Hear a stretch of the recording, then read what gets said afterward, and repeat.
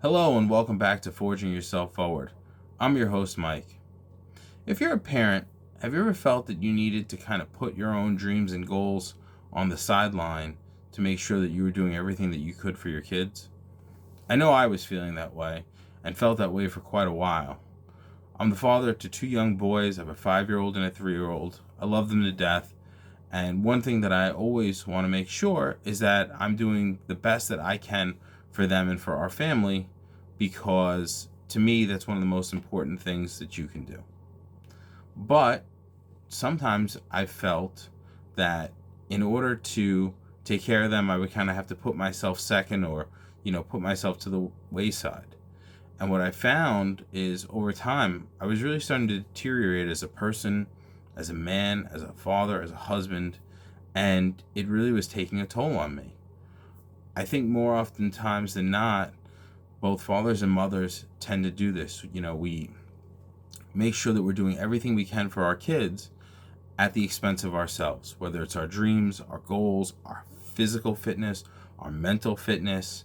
And it's something that if we don't really make conscious effort to fix as quickly as humanly possible, in the long run, it's going to end up costing us far more than it really should.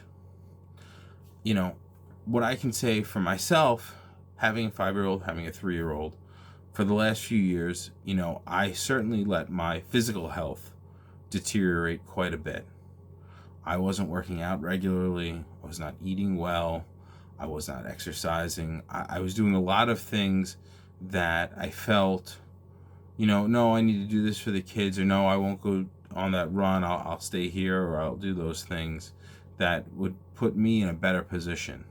And what I found over time is if you don't start taking care of yourself, you can't take care of anyone else. Because sooner or later, the wheels are going to fall off. You can't carry your family if you're not taking care of yourself. If you think of it like a car, if the car is not getting proper gasoline, it's not getting its oil changed, the tires aren't being rotated and checked, sooner or later, the car is just not going to work. And that's really how I started to feel it myself. My weight was ballooning up. I was sleeping like absolute garbage. And I was just stressed and unhealthy.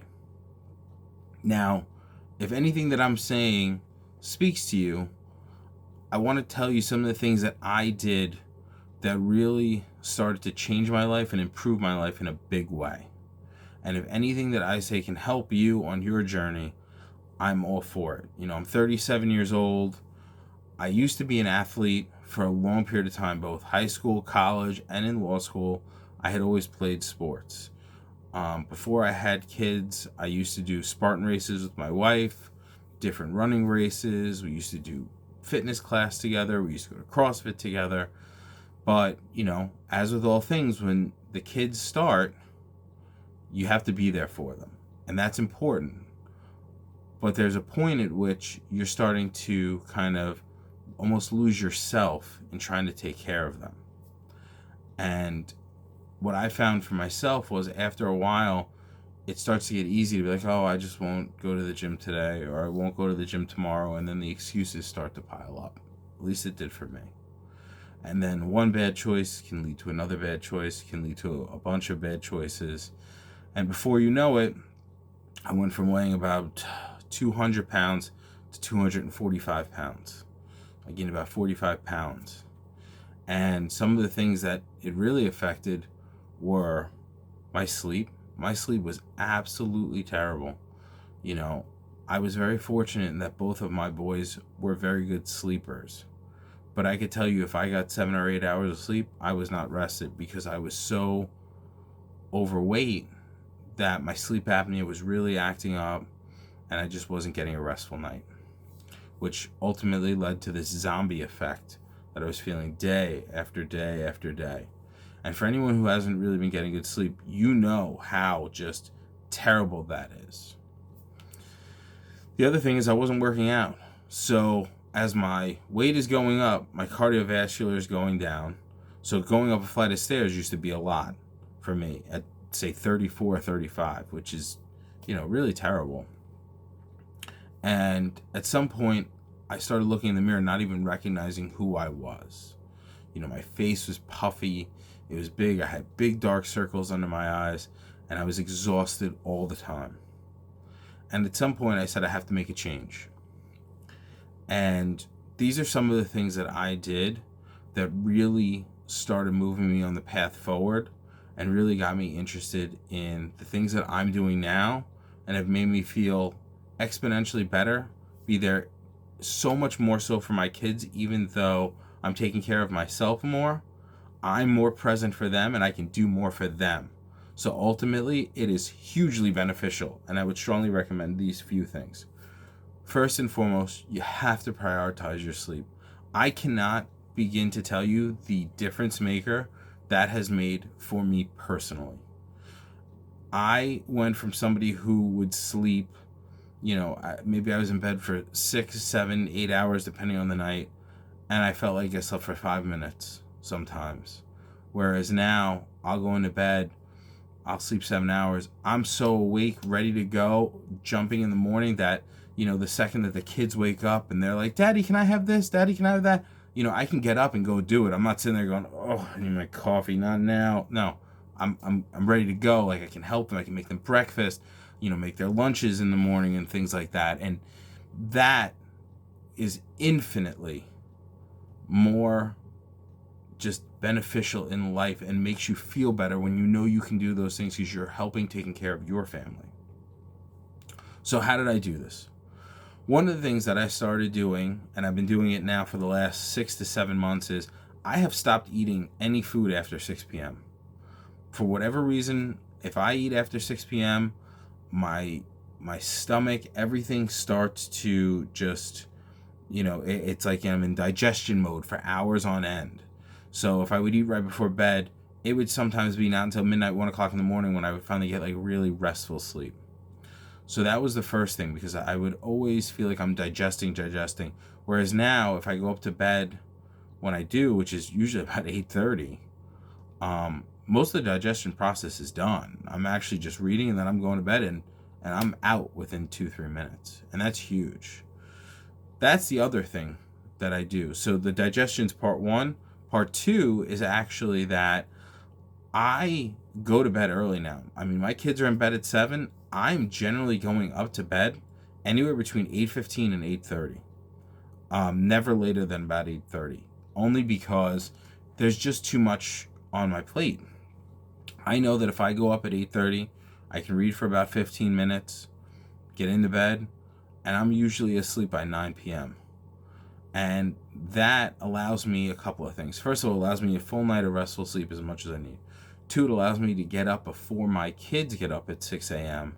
to be able to do any things that I want to do for myself, such as journaling, reading, maybe making coffee for my wife and I, getting to talk to my wife just for a few minutes, or even just getting myself prepared. That was one of the biggest game changers. The second really big game changer that I started was about 4 months ago, 5 months ago, somewhere in that range. I started going back to CrossFit. Now, I'm not telling anybody that you have to go to CrossFit. No, that's just my preference.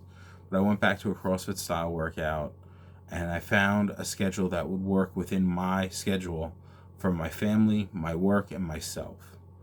And I consistently make sure that I go at least 3 to 4 days a week. Making sure that you do that every single week compounds in a way that I cannot even begin to describe. I have personally found it to be incredibly beneficial and would strongly recommend to anyone, find a workout routine that you enjoy, whether it's dance, boot camp, CrossFit, just regular, going to the gym, running, whatever it is. Find your passion, find something that you will do consistently and go and do it 3 to 4 days a week at minimum. You will thank yourself in 4 weeks. The beginning is always the hardest part, but I can assure you, once you start doing it, it will pay off in dividends in every other aspect of your life. I can tell you wholeheartedly that I have dropped 25 pounds, 1, because of the way I changed the way I eat, and 2, because I've been working out consistently now for the last 4 months, and the benefits are just starting to show for me personally, and they are incredible. More energy, more relaxed, contentment. I cannot give enough of a recommendation for people to try that and give it a try. It's something that I think as parents we tend to put ourselves second and third, especially when it comes to physical fitness and exercise, because it does take that time component, that 1 hour. But let me ask you this question. If every night you're watching 1 hour of television, or 1 hour of scrolling on social media, or 1 hour of doing a video game or whatever, then you do have that time. It's just how you prioritize it. I know I did, because I was playing video games at night. And I would strongly recommend just try it once. Just go once, see how you feel, and go from there. The third thing that really was a big game changer for me was reading again. I know it sounds kind of silly, but reading is a solitary activity. You read by yourself, you read in your own mind. But when you do that, not only does it expose you to new ideas, but it's a time for stillness. And I think it's one of the most underrated things that we have in this society, where everything is moving so fast. Everything is, quick clicks or quick likes, or did you see this post? You got a new alert, you got this. When you take the distractions away and you just focus on reading the words on a page, and it could be on a Kindle too, it doesn't matter. There's something that really just slows your mind down a little bit and really lets you get back to neutral. And I know for me, that practice of reading at least 10, 15, 20 minutes a day has calmed my mind in a lot of ways, and it's taught me a lot of things. To be continually learning, to me, is not only important, it's a lesson that I want to impart on my children. And I think for any parent, you can say anything you want, but the children are going to follow your example. So the example that you're showing them is that you are doing physical exercise, you're prioritizing sleep, and that you are reading, you're constantly curious, trying to learn something new or enhance yourself. That is something that they're going to pick up on. My kids love books, and it's not that I told them they have to. It's just they see me reading, they see my wife reading, and it's something that they want to do.